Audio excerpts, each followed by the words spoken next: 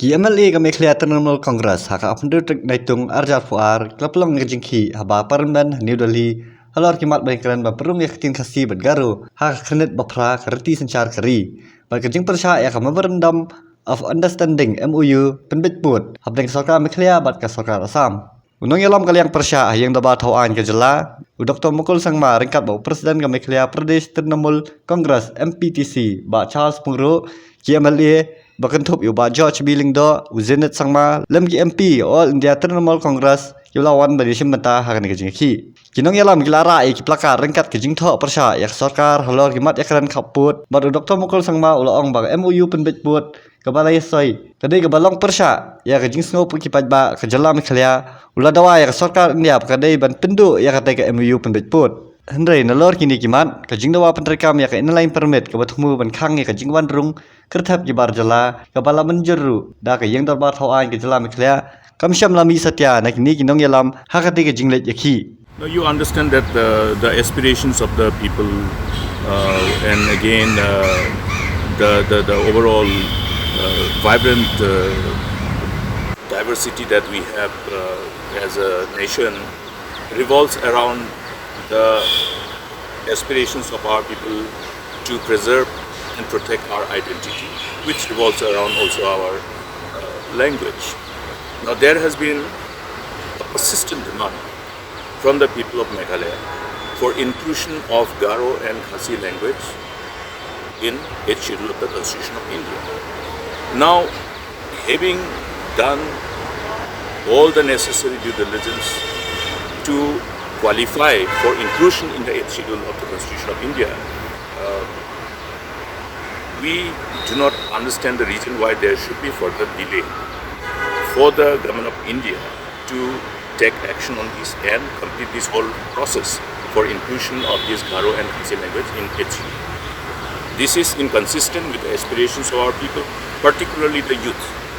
You understand, the era of, this globalization where people are looking at spaces of jobs all across the country, and also when you have the youth who are aspiring to offer themselves to serve the state, to serve the nation. Inclusion of these languages in the 8th schedule provides a space, or rather a platform for level playing ground for the youth. So we are protesting to draw the attention of the government of India to take cognizance of the sentiment of the people of the state of Meghalaya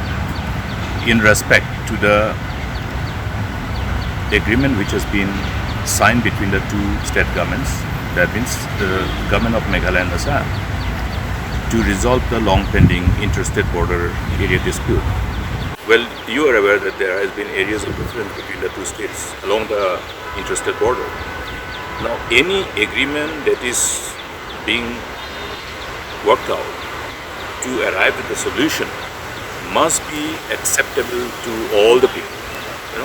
to all the stakeholders. And this was the precise reason why the people of Meghalaya expressed their the determination to urge the government to scrap the proposed agreement. When we are saying that it must be acceptable to all the people, means it should be acceptable to the people of Meghalaya as well as people of Assam.